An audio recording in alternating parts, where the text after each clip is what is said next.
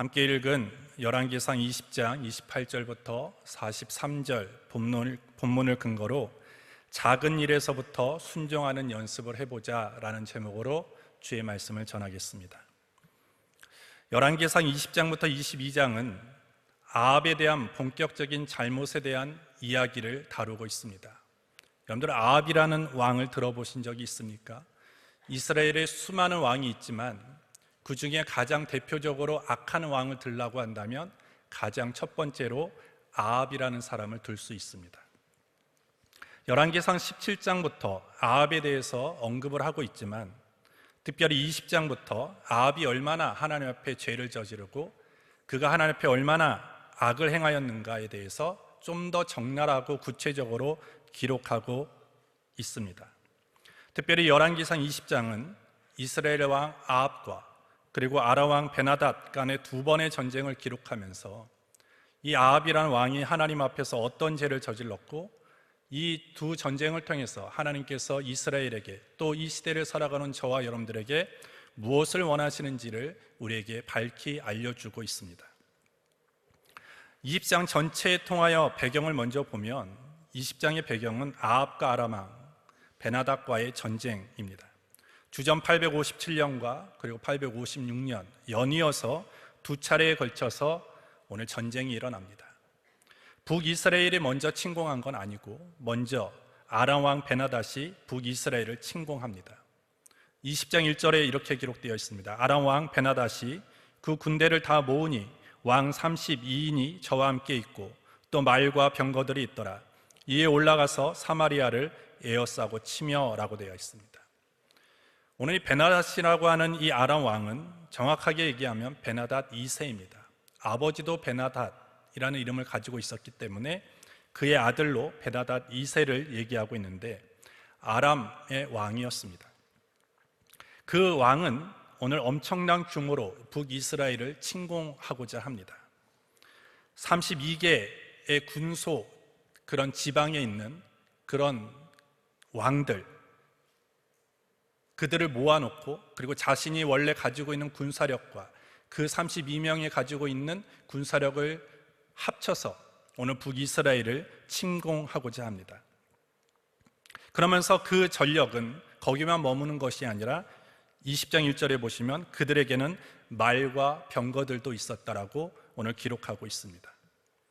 숫자 그리고 전력 여러 가지 무기면에 있어서 지금 북이스라엘이 가지고 있는 조그만한 그런 군사와 그리고 여러 가지 미약한 그런 군사력에 비하면 오늘 아람이 가지고 있는 군사력은 대단한 것이었습니다. 이 아람 군대가 이 연합군이 오늘 수도 사마리아를 에워싸고 공격을 퍼붓습니다. 3절부터 6절까지 보면 20장 3절부터 6절까지 보면 이렇게 기록되어 있습니다. 내 은금은 내 것이요 내 처질과 내 자녀들의 아름다운 자도 내 것이니라 하며 이스라엘 왕이 대답하여 말하기를 내 주 왕이여 왕의 말씀같이 나와 나의 것은 다 왕의 것이니이다 하였더니 사자가 다시 와서 이르기를 베나닷은 이르노라 내가 이미 내게 보내어 말하기를 너는 내 은금과 처들과 자녀들을 내게 붙이라 하였거니와 내일 이맘때에 내가 내 신복을 내게 보내리니 저희가 내 집과 내 신복의 집을 수탐하여 물은 내 눈이 기뻐하는 것을 그 손으로 잡아가리라 한지라. 지금 본격적인 전쟁은 시작되지 않았습니다. 아람 군대가 북이스라엘 수도인 사마리아를 지금 에워싸고 있습니다. 이제 곧 공격을 가하려고 하는 그런 시점에 먼저 베나닷이 오늘 아합에게 사자를 보내어서 협박을 합니다. 네가 가지고 있는 은과 금 그리고 내 처들과 내 자녀들은 다 내 것이다 라는 것입니다. 그러할 때 아합이 어떤 반응을 보입니까? 뭘 싸워보지도 않고 그런 얘기를 하느냐, 어디 이런 오만하고 교만한 얘기를 하느냐라고 말하기보다는 이 무례한 협박에 꼼짝도 못합니다. 아합이 뭐라고 얘기합니까? 내 주 왕이여 왕의 말씀같이 나와 나의 것은 다 왕의 것이니이다. 이렇게 아주 반응을 합니다. 꼼짝을 못하죠. 그랬더니 베나닷이 더 한 걸음 나아가서 뭐라고 얘기합니까? 내가 내일 너희한테로 들어갈 것이다. 우리 눈에 보이기 좋은 것, 기뻐하는 것, 너의 처, 은금, 모든 집, 그 모든 것들을 우리가 가지고 올 것이다 라고 얘기를 합니다. 본격적인 싸움도 하지 않는 그런 상태에서 오늘 베나닷의 사람들은 사마리아 성 안으로 들어가서 온갖 좋은 것들을 가지고 오겠다라고 통보를 합니다. 그때 아합 왕은 이 모든 것은 나 혼자만의 결정으로 할 수 없기에 오늘 다른 사람들과 신하들과 함께 논의를 하고 거기에 대해서 응답을 해주겠다라고 얘기를 하죠. 하지만 그 의논한 후에 그 요구를 거부하게 되어집니다. 그리고 그 거부하는 순간 아람과 북이스라엘과의 전쟁은 시작되어집니다. 오늘 이 전쟁을 통해서 오늘 하나님께서 우리에게 말씀하시는 것이 뭐냐? 첫 번째로 하나님께서 함께 하시는 쪽이 무조건 이긴다라는 것입니다. 20장 13절에 보시면 한 선지자가 이스라엘 왕 아합에게 나아가서 가로되 여호와의 말씀이 내가 이 큰 무리를 보느냐? 내가 오늘 너희를 내 손에 붙이리니 너는 내가 여호와인 줄 알리라 하셨나이다. 지금 아합 왕은 베나닷의 이런 협박 그리고 그 거대한 그런 무기와 군사력을 앞세우고 침공하려고 하는, 공격해 오려고 하는 이 베나닷 앞에 모든 것들이 자신감을 잃고 있습니다. 위축되어 있습니다. 그럴 때 오늘 하나님께서는 아합에게 한 선지자를 보내십니다.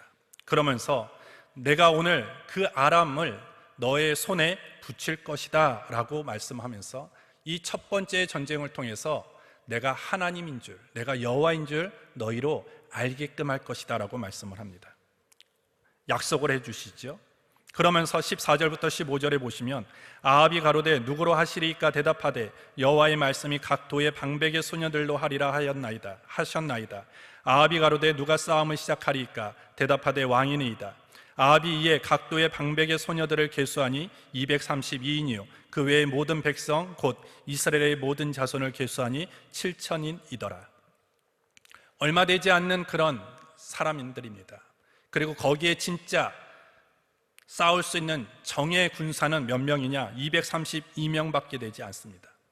하지만 적은 수이지만 하나님이 명령하신 대로 아람을 향하여 나아가게 되어지죠.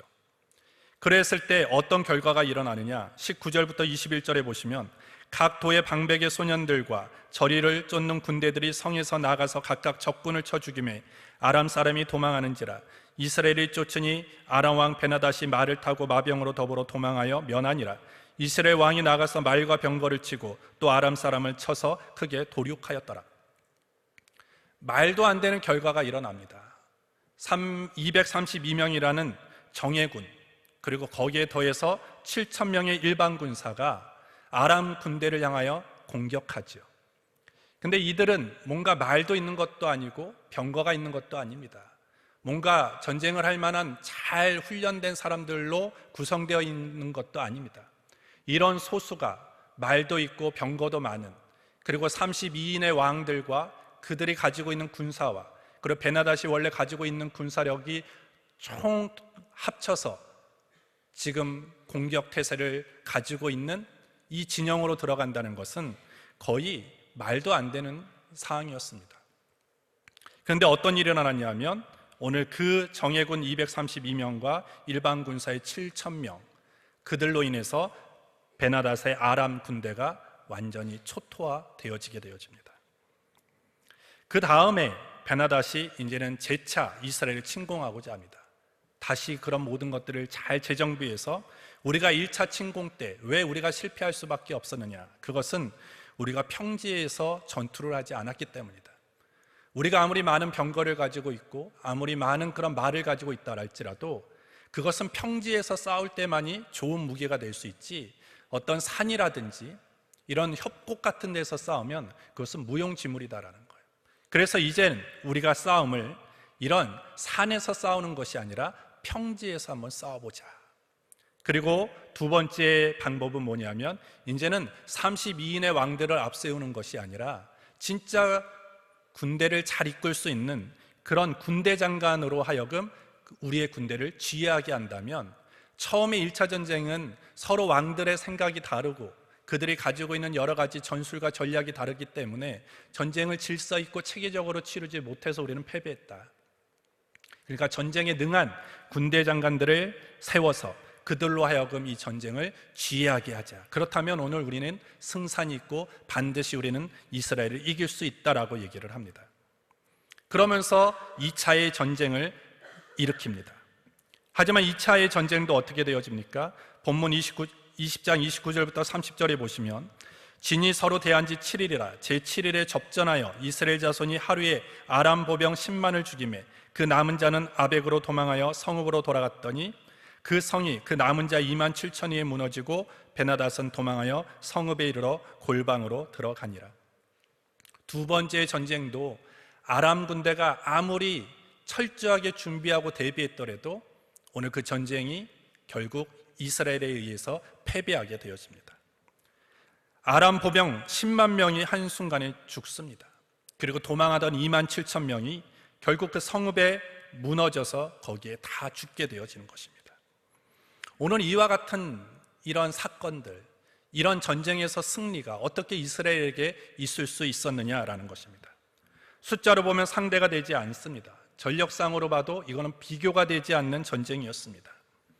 아람 입장에서 이만큼 준비하고 이만큼 체계적으로 우리가 잘 전술과 전략을 짰으면 당연히 승리해야 되는 것이었습니다. 근데 결과는 아닙니다.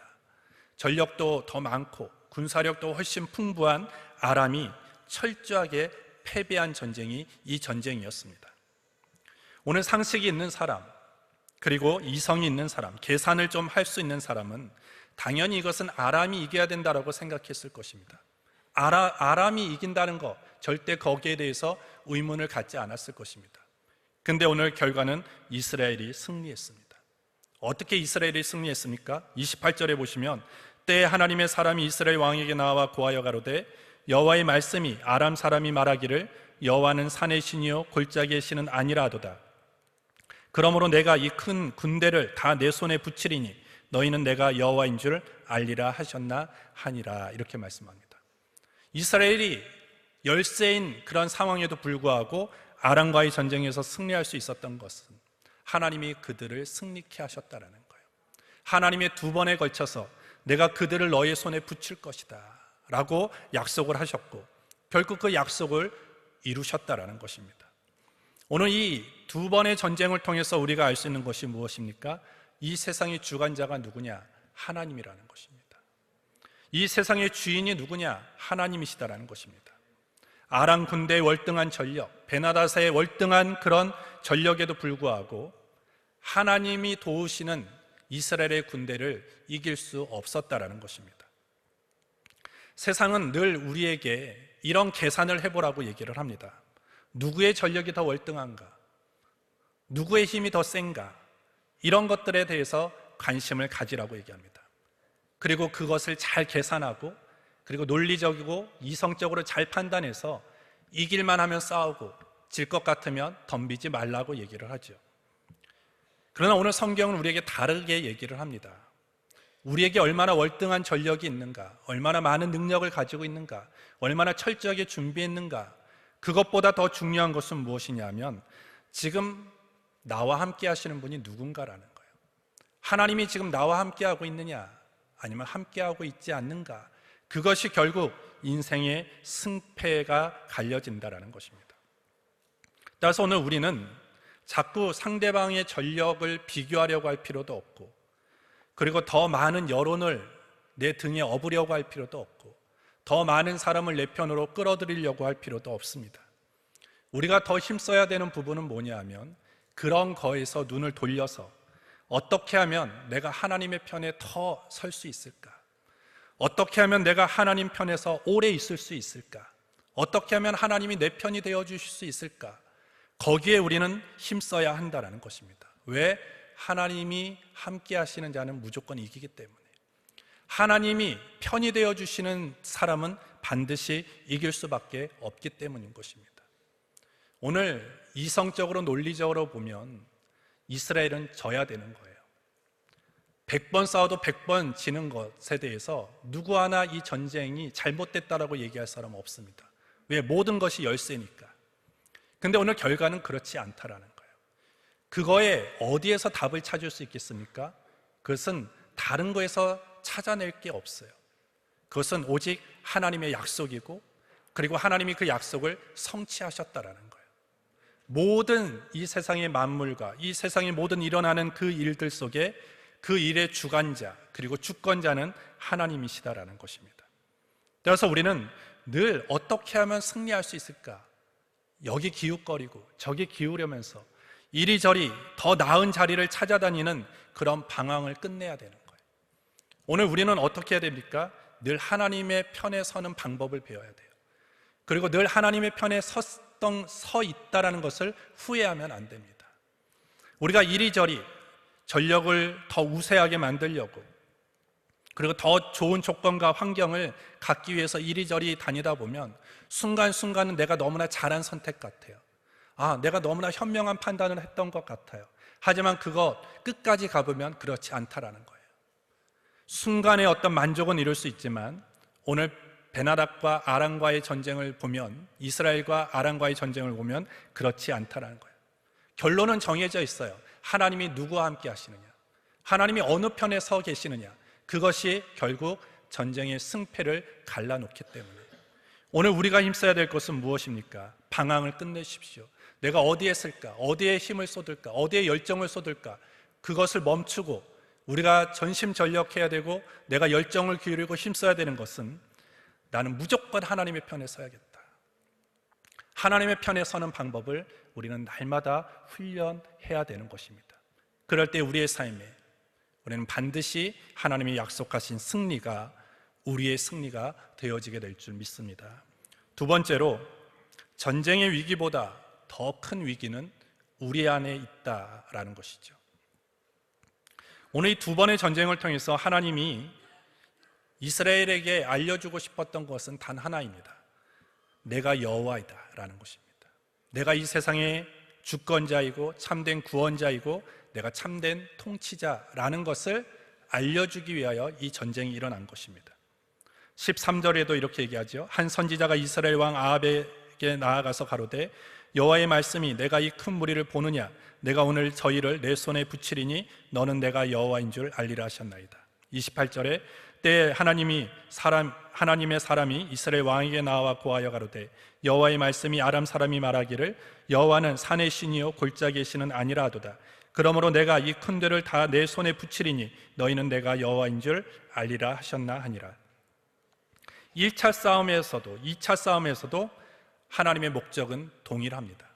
그런데 하나님이 약속하시는 것을 보면 조금 차이점이 있어요. 13절에는 뭐라고 약속하시냐면 이들을 내 손에 붙이리니 라고 말해요. 하지만 28절에 보시면 이 큰 군대를 다 내 손에 붙이리니 라고 얘기합니다. 첫 번째 싸움에는 그냥 내 손에 붙일 것이다 라고만 말하지만 두 번째 싸움에서는 다 내 손에 붙일 것이라고 말씀을 합니다. 이 말은 무엇입니까? 한 명도 남김없이 나는 아람 군대를 다 진멸시킬 것이다 라는 하나님의 약속인 것입니다. 그리고 아합은 이 두 번째 전쟁을 통하여 어느 한 사람도 남겨두어서는 안 되고 하나님의 약속이 이루어질 수 있도록 베나닥 그리고 그의 모든 아람의 군대들을 다 진멸했어야 하는 것입니다. 그런데 어떤 일이 일어나느냐, 그 두 번째 전쟁에서 베나닥과 몇 명의 신하들이 도망합니다. 그러면서 이 몇 명의 신하들이 베나닥에게 이런 조언을 합니다. 31절에 보시면 그 신복들이 저에게 고하되 우리가 들은즉 이스라엘 집의 왕들은 인자한 왕이라 하니 만일 우리가 굵은 배로 허리를 묶고 테두리를 머리에 이고 이스라엘 왕에게로 나아가면 저가 혹시 왕의 생명을 살리리이다 하고, 이제는 그들의 군대는 다 전멸했기 때문에 베나닷은 지금 파리 목숨이라는 거예요. 이제 목숨을 이제는 유지해야 되는데 이거는 아합이 살려주지 않으면 도저히 베나닷의 목숨은 유지될 수 없는 것입니다. 그러니까 이 아람 신하들이 뭐라고 얘기합니까? 아합에게 아부를 좀 해보자라는 거예요. 그들이 어떤 모양으로 가는 거예요? 굵은 배로 허리를 묶고 테두리를 머리에 이고, 이거는 종의 모습으로 가겠다는 거예요. 우리는 더 이상 당신을 대항할 힘이 없다. 당신의 노예이고 당신의 종에 불과하니까 스스로 우리가 포로가 되겠다라는 그런 사인이라는 것이죠. 그러면서 오늘 베나닷이 뭐라고 얘기합니까? 34절에 보시면 베나다시 왕께 구하되 내 부친이 당신의 부친에게서 빼앗은 모든 성읍을 내가 돌려보내리이다. 또 나의 부친이 사마리아에서 만든 것 같이 당신도 다메섹에게 당신을 위하여 거리를 만드소서. 아합이 가로되 내가 이 약조로 당신을 놓으리라 하고 이에 더불어 약조하고 저를 놓았더라. 베나다시 딜을 합니다. 뭡니까? 예전에 당신이 우리에게 빼앗겼던 성읍을 다 돌려주겠다. 그리고 그거에만 멈추는 것이 아니라 우리 다메섹이라는 도시에 당신의 이름을 건 도로를 만들겠다는 것, 거리를 만들어 줄 것이다. 그것을 제시하니까 오늘 아합이 어떻게 합니까? 덥석 받아버리는 거예요. 오늘 하나님은 다 전멸하라고 합니다. 다 내 손에 붙일 거니까 한 명도 빠짐없이 진멸하는 것이 하나님의 뜻이었는데, 오늘 베나다시 가지고 온 이 딜에 어떻게 합니까? 거래에 아합이 넘어가게 되어지는 거예요. 그때 아합의 이러한 태도에 하나님께서는 즉각적으로 선지자를 보내시면서 아합을 책망하십니다. 42절에 보시면 저가 왕께 구하되 여호와의 말씀이 내가 멸하기로 작정한 사람을 내 손으로 놓았은즉 내 목숨은 저의 목숨을 대신하고 내 백성은 저의 백성을 대신하리라 하셨나이다. 20장 1절에 시작되어지는 모습을 보면 아합이 베나닷 앞에 완전히 굴복을 합니다. 그리고 신하들이 아합 왕에게 와가지고 내가 당신의 모든 좋아 보이고 아름다운 것 다 취하여 갈 테니까 말하지 말라고 얘기합니다. 완전히 수치스러운 상황을 경험하죠. 근데 지금 두 번의 전쟁 끝에 어떤 일이 일어납니까? 완전히 역전이 되어집니다. 아람과 그의 신하들과 베나닷은 오늘 아합한테 완전히 굴복합니다. 정반대에 지금 일어나고 있고, 그러면서 아합은 지금 어떻게 됩니까? 완전히 기분이 들떠 있는 것입니다. 완전히 구름 위에 떠 있는 것이죠. 그러면서 어떤 일이 일어나느냐? 하나님의 말씀을 무시합니다. 하나님의 명령했던 것 기억하지 않습니다. 지금 하나님의 명령을 지키고 하나님의 말씀대로 이 일을 치르는 것보다 지금 아합에게 더 중요한 것은 뭐냐면 땅을 돌려받아야 되는 것이고, 그것보다 더 중요한 것은 뭐냐면 다메섹이라는 그 도시에 자기의 이름을 건 도로를 만드는 것, 거리를 만드는 것, 자기의 명예를 높이는 것, 자기의 이름을 높이는 것이 더 중요한 상황이 돼버린 것입니다. 오늘 여기서 우리가 배우게 되어지는 교훈이 무엇입니까? 우리 안에 어떨 때 위기가 들어오느냐? 우리가 잘 될 때라는 거예요. 우리 안에 정작 어떤 어려움들을 잘 극복하고 위기를 극복한 다음에 우리를 넘어뜨리는 그런 확률이, 어떤 유혹이, 시험이 올 확률이 훨씬 높다라는 것입니다. 오늘 우리가 조심해야 될 때가 이거예요. 나에게 좋은 일이 있은 후 항상 조심해야 되는 거예요. 내가 노력한 거에 좋은 결과가 일어났어. 그 다음을 우리는 조심해야 됩니다. 내 안에 너무나 행복한 일들이 일어났어요. 그 다음을 우리는 조심해야 된다는 것입니다. 왜? 훌륭한 성취로, 영광스러운 일로, 기분 좋은 일로 우리 마음속에 여러 가지 유혹이 일어나기 때문이라는 것입니다. 그래서 성경은 늘 우리에게 얘기하죠. 그런즉 선줄로 생각하는 자는 넘어질까 조심하라 라는 것입니다. 따라서 오늘 우리는 늘 우리에게 질문을 하고 바른 선택을 해야 됩니다. 하나님이 명령하신 말씀에 순종하며 살 것이냐, 아니면 오늘 베낫 아합처럼 살려줌의 대가로 그냥 내 이름을 높이고 내 거리를 만들면서 빼앗겼던 성읍을 돌려받는 것에 나는 만족할 것이냐. 오늘 아합은 후자를 선택했고, 결국 후자를 선택했을 때 그 인생의 말로는 비참한 인생이 될 수밖에 없었다는 것입니다. 오늘 우리는 늘 내면 안에서 싸우고 있어요. 오늘 밖에서 눈에 보이는 전쟁보다 우리가 더 철저하게 준비하고 경계해야 되고 대비해야 되는 싸움은 뭐냐면 내 안에서 일어나는 싸움이라는 거예요. 내가 하나님의 말씀에 의지하며 순종하며 살 것인가, 아니면 내 자신의 판단에 의지하며 살 것인가를 선택해야 됩니다. 하나님의 말씀하시는 길로 우리는 순종하며 나아갈 것인가, 아니면 내가 보이에는 유익한 길을 선택해서 그 길을 걸어갈 것인가 선택해야 됩니다. 내 길의 주인을 하나님으로 모실 것인가, 아니면 내 인생의 중심에 내가 앉아버릴 것인가. 그 질문 앞에 우리는 늘 나를 질문하고 내가 답해야 되고 나를 점검하며 살아갈 수 있어야 되는 것입니다. 그러할 때 우리는 말씀을 무시하고 내 멋대로 살아가는 어리석은 삶을 살지 않게 되어지는 것입니다. 43절에 보시면 이스라엘 왕이 근심하고 답답하여 그 궁으로 돌아가려고 사마리아에 이르니라. 오늘 하나님께서 자신의 명예와 자기의 이름을 높이기 위해서 하나님의 말씀을 무시해버린 아합을 향하여 선지자를 즉각적으로 보내서 뭐라고 얘기합니까? 네가 살려준 베나닷의 생명, 네가 대신할 것이다. 네가 죽을 것이다. 네가 살려준 아람의 신하들, 네 백성이 대신하여 죽을 것이다 라고 얘기를 합니다. 그 얘기를 들은 아합이 어떤 반응을 보이느냐? 43절에 보시면 근심하고 답답해서 사마리아에 이르렀다 이렇게 얘기합니다. 근심할 수 있어요. 답답할 수 있어요. 하지만 오늘 근심이라는 단어는 원어로 보면 어떤 뜻을 가지고 있냐면 격분하다, 분노하다라는 말을 뜻을 가지고 있습니다. 하나님이 선지자를 통해서 책망하시는 말씀을 듣고 아합이 어떻게 반응합니까? 회개했어야 돼요. 돌이켰어야 됩니다. 아, 내가 순간적으로 내가 이성을 잃어버렸구나. 하나님의 말씀을 잃어버렸구나. 잊어버렸구나. 내 명예 때문에 내 이름을 높이기 위해 내가 혈안이 되어져서 하나님이 명령하신 것을 내가 놓쳤구나라고 하면서 돌이켜야 되고 회개해야 되는데 오늘 아합은 어떻게 반응합니까? 분노했어요. 그리고 격분했습니다. 그리고 회개하지 않았습니다. 아마 그 순간이라도 하나님께 철저하게 회개하고 고백했다라면 하나님께서 아합을 용서해 주셨을 거예요. 그러나 그가 회개하지 않았어요. 하나님 말씀 앞에 분노합니다. 왜 나에게 이런 일이 일어나야 됩니까? 격노하죠. 그랬을 때 하나님은 그가 돌이키지 않는 아합을 향하여 하나님은 진노하시고 하나님이 선지자를 통해서 말씀하셨던 대로 베나닷의 생명을 아합에게서 찾아요. 그리고 베나닷의 신하들의 생명을 이스라엘 사람들에게서 찾았다라는 것입니다. 오늘 우리가 늘 하나님의 사인을 잘 이해해야 됩니다. 우리가 야구 경기를 하더라도 포수와 그리고 투수 그리고 코치와 선수들의 사인이 서로 잘 이해되고 잘 맞을 때 그 경기는 좋은 결과를 만들어낼 수 있죠.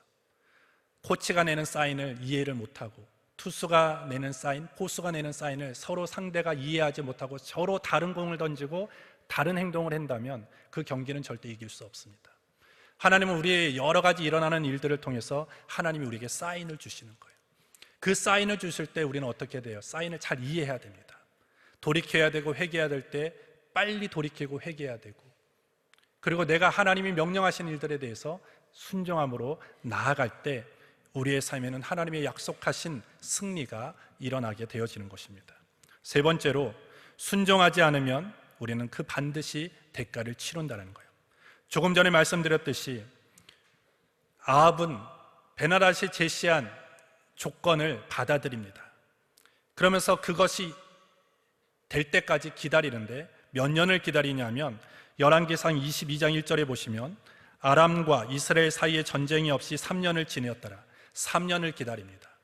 그런데 문제는 뭐냐면 3년 동안 베나닷이 약속한 것을 행하지 않았다는 거예요. 3년을 전쟁 없이 기다렸다는 것은, 전쟁이 없었다는 것은 그 약속을 지키기를 기다려준 거예요. 시간을 준 겁니다. 근데 3년을 기다려줬는데도 베나닷은 빼앗아갔던 성읍을 돌려주지 않아요. 그리고 다메섹이란 자기의 도시에 아합이란 이름을 걸고 거리를 만들지 않습니다. 그러할 때 아합이 분노가 일어나게 되어집니다. 그러면서 세 번째 전쟁을 이제는 아합이 일으킵니다. 근데 세 번째 전쟁에서 어떤 일이 일어나느냐? 아합이 전장에서 죽게 되어집니다. 왜 죽습니까? 그것은 잘못 싸워서가 아니에요. 그것은 하지 않아도 될 전쟁을 하게끔 만든 아합에 대한 하나님의 벌이라는 것입니다.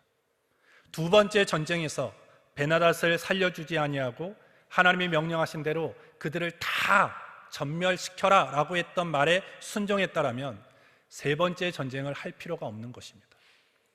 그런데 불씨를 남겨둔 거예요. 베나닷을 살려둡니다. 그의 신하들을 살려두고 그들이 살아서 돌아갔을 때 그들은 3년 동안 뭘 한 거예요? 준비한 거예요. 다시 싸울 준비를 한 거고 전쟁이 일어났을 때 결과적으로 그 전쟁에서 아합은 비참하게 죽음을 맞이할 수밖에 없었던 것입니다. 앞의 사건에서부터 쭉 우리가 잘 연결되어서 본다면 아합은 죽지 않아도 될 사람이에요. 그냥 두 번째 전쟁에서 전멸을 시켰고 하나님의 말씀에 순종했다라고 한다면 이 세 번째 전쟁은 일어나지 않는 전쟁이었습니다. 하지만 불순종했을 때 이 전쟁은 일어났고 그 전쟁에서 아합은 목숨을 잃게 되어지는 것입니다. 오늘 이 일을 통해서 우리가 알 수 있는 건 무엇입니까? 하나님께 순종하지 않고 내 나름대로 나아가면 똑똑한 것 같아요. 능력 있는 것 같고 현명한 것 같습니다. 당장 이득을 보는 것 같습니다. 하지만 결국은 안 해도 될 싸움을 하게 되어지고 안 해도 될 그런 상황에 우리는 처하지 않아도 될 상황에 우리는 처하게 되어지는 일을 경험하게 되어지는 것입니다. 흘리지 않는 피를 흘려야만 하는 지경에 몰리게 되어지는 것입니다. 따라서 우리는 순종하면 절대 손해보지 않습니다. 하나님의 말씀에 철저하게 순종해 보십시오. 절대 손해가 없게 되어지는 것이고 그 순종 끝에는 하나님의 복이 임하게 되어지는 것입니다. 따라서 우리는 잔머리를 굴리고 계산기를 두드리면서 적당히 순종하고 이거는 아니야 그러면서 이거는 순종하고 저거는 내 멋대로 한번 해볼까? 내 경험대로 해볼까? 내가 판단되는 대로 한번 해볼까? 라고 한다면 당장은 이익이 올 수는 있습니다. 하지만 그것이 1차, 2차, 3차, 4차로 가면 갈수록 거기에는 분명히 부정적인 그런 결과들이 일어나게 되어지는 것입니다. 따라서 우리는 지금 오늘부터 무슨 훈련을 해야 되느냐? 순종하는 훈련을 해야 됩니다. 그래서 우리는 어떻게 해야 됩니까? 작은 일에서부터 훈련을 하는 것입니다. 사람이 처음부터 만약에 우리가 마라톤을 한다라고 했을 때 처음부터 42.195km를 단번에 뛸 수 있는 사람은 없습니다. 처음에는 100m를 뛰고 그것이 잘 훈련되어지면 1000m를 뛰고 그 다음에 5km를 뛰고 10km를 뛰고 그 다음 하프를 뛰고 그러면서 늘려가는 것이죠. 순종도 마찬가지입니다. 대단한 것부터 중요한 것부터 큰 것부터 순종하겠다? 절대 안 됩니다. 우리가 정말 순종의 사람이 되기 위해서는 작은 일에서부터 순종하기 시작해야 되는 거예요. 여러분들 한번 눈을 돌려보시고 여러분들의 삶을 한번 잘 들여다보십시오. 내가 지금 작은 일에서부터 하나님 앞에 순종할 수 있는 부분이 무엇인가? 그것을 찾아내야 돼요. 그리고 거기서부터 여러분들의 순종의 연습을 하십시오. 순종의 훈련을 하십시오. 뭐 작은 것 이건 그냥 나도 풀 수 있어. 작은 문제 이거는 내 인생의 경험으로도 충분히 풀어갈 수 있는 문제야 라고 한다면 여러분들은 절대 큰 일에 순종할 수 없어요. 내가 아무리 그 문제의 답을 알고 있어요. 나는 그런 일들을 많이 경험해 봐서 이 일을 어떻게 풀어갈지에 대해서 그림이 환합니다. 그러할지라도 하나님의 명령과 하나님의 말씀에 순종하는 연습을 해야 되는 거예요. 그러할 때 그런 것들이 잘 연습되어지고 쌓이고 쌓여서 우리는 중요하고 큰 일에도 우리는 하나님의 말씀과 뜻 안에 순종하며 살아갈 수 있는 것입니다. 저는 여러분들의 우리 청년들에게 권면합니다. 우리 성도들에게도 우리가 권면합니다. 여러분들 작은 일이 무엇입니까? 하루에 한 번씩 기도하는 것입니다. 하루에 한 장이라도 성경을 보는 것입니다. 주일 성수 무슨 일이 있더라도 하는 것입니다. 다른 사람 축복하는 것입니다. 비난하는 말 하지 아니하고 다른 사람을 축복한다. 그게 다 하나님의 명령이고 어떻게 보면 작은 일이죠. 내가 할 수 있는 작은 일입니다. 24시간 중에 내가 하루에 단 10분이라도 기도하지 않는다는 것, 이건 내가 바빠서가 아니라 내가 게을러서이죠. 내가 성경 하루에도 한 장도 읽지 못한다? 그것은 나에게 문제가 있는 것입니다. 그런 거에서부터 여러분들이 순종하며 나아간다면 그 일상생활에서 어떻게 보면 내가 10분 기도하고 하루에 한 장 성경을 읽고 다른 사람에게 축복의 언어를 사용하고 일주일에 꼭 주일을 하나님의 전에 나와서 예배함으로 지킨다는 것, 아주 작은 부분이지만 그 작은 부분이 결과적으로 여러분들의 삶을 크게 만드는, 여러분들의 삶을 승리케 하는 기틀이 되어질 수 있게 되어지는 것입니다. 그래서 우리가 하나님의 명령에 늘 순종하는 우리 청년들이 되어지기를 예수님 이름으로 축복합니다.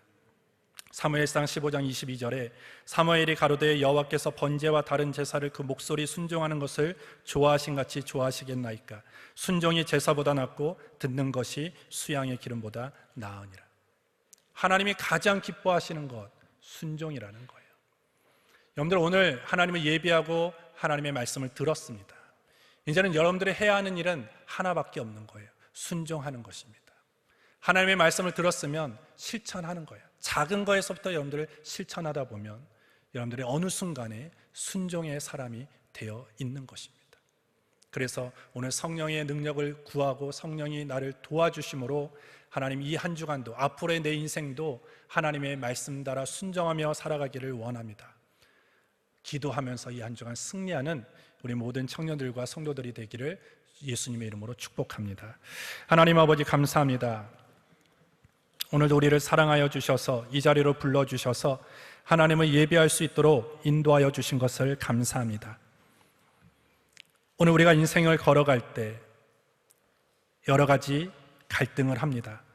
하나님의 말씀에 의지하며 살아갈 것인가, 아니면 내 자신의 판단에 의지할 것인가, 하나님의 말씀하시는 길로 순종하며 나아갈 것인가, 내가 보기에 유익한 길로 나아갈 것인가. 그런 여러 가지 갈등 속에서 우리가 늘 하나님의 편을 선택할 수 있는 믿음의 삶이 되게 하여 주시옵소서. 무엇보다 내 안에 여러 가지 좋은 일들이 일어나고 우리 안에 행복한 일들이 일어날 때, 그때 우리가 유혹에 넘어지기 좋은 시기임을 깨닫게 하여 주셔서 그때 우리가 더 기도하고 더 깨어 영적으로 준비되어져서 어떤 유혹과 시험 앞에서도 그 모든 것들을 잘 이기고 믿음의 삶을 전진해 나갈 수 있도록 성령님 붙들어 주시옵소서. 예수님의 이름으로 기도합니다. 아멘.